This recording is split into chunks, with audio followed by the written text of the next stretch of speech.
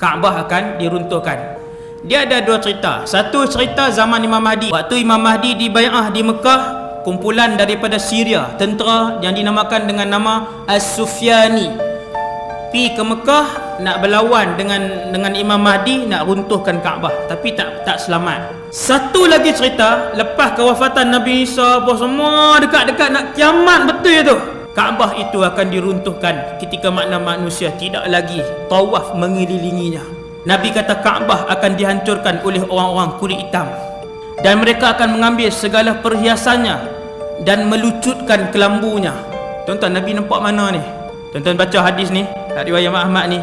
Nabi cakap kat sahabat, macam Nabi duduk tengok ni, orang tu kulit hitam, betis mereka kecil. Mereka mengangkat kapak-kapak mereka, meruntuhkan batu-batu Kaabah. Mereka menarik keluar kelambu Kaabah. Ini antara mukjizat Nabi SAW. Nabi kata, di hadapan mataku keadaan seorang yang botak, bengkok sedikit sendi-sendinya, yang kaki-kaki kecil ni, ia memukul Kaabah itu, menghancurkan dengan besi dan kapak besar.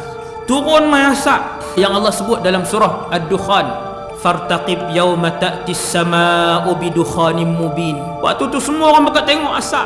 Manusia jadi takut apabila melihat asap tebal yang turun menggelapkan muka bumi ketika tu. Hadza azabun alim, kata manusia, orang ramai ketika tu, ini mesti azab dan sengsara yang pedih. Sungguh berguling-guling merasakan kesakitan apabila asap itu kena pada tubuh orang-orang yang kafir. Bila kena kat orang beriman, Nabi kata orang beriman dia jadi batuk, sesema sikit-sikit je. Orang-orang yang kafir berguling-guling, mereka meraung kesakitan. Ya Allah, angkatlah azab pedih ni, kami semua telah pun beriman. Adakah taubat diterima ketika tu? Pintu taubat dah tutup. Dalam keadaan suasana kalut macam tu, antara yang berlaku juga adalah gempa bumi. 3 gempa bumi tu dia bergegang ni, satu di timur, satu di barat, satu di semenanjung Arab. Dia berlaku gegaran gempa bumi yang kuat. Ni manusia duk kalut ni, dah kalut teruk dah. Ketika tu Quran diangkat, Kaabah diruntuhkan, tidak ada laungan azan di atas muka bumi Allah ni. Orang yang Islam, minoriti yang ada ketika tu, semayang sendiri-sendiri macam tu je. Di banyak tempat bila sebut Allah, Allah, orang kata apa dia tu? Tak tahu. Dulu nenek moyang kami sebut perkataan ni. Kemudian keluar angin yang sejuk daripada Yaman. Ini kemuncak. Hadis ni riwayat Imam Muslim. Anginnya akan pusing seluruh muka bumi Allah apabila angin ini kena pada orang beriman, yang walaupun imannya ketika itu hanyalah sebesar zarrah. Dia reti sebut la ilaha illallah Muhammadur Rasulullah, tapi dia tak tahu apa dia. Maka angin itu akan mematikan dia. Sebab apa tuan-tuan?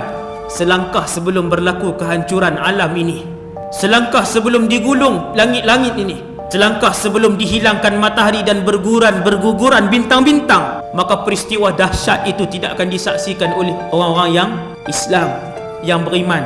Tinggal orang yang bukan Islam sahaja. Waktu itu berlakulah kiamat. Keluarlah api besar daripada selatan, daripada Aden, sebelah selatan Yaman, menghalau manusia keseluruhannya, dan ia adalah tanda besar kiamat yang paling akhir. Mula berlakunya idza waqa'atil waqi'ah al-qari'atu mal qari'ah idza zulzilatil ardu zilzalaha. Kemudian berlakulah kiamat. Selepas itu bumi akan dibiarkan oleh Allah SWT. Tak ada bumi dah, ditukar. Langit tak ada. Hak tinggal ketika tu tuan-tuan, yang pertamanya mahsyar saja. Syurga, neraka. Kita akan dibangkitkan ramai-ramai. Semuanya akan menuju ke mahsyar. Bermulalah episod mahsyar yang jauh lebih panjang daripada usia seluruh umat manusia yang ada di atas muka bumi Allah ni.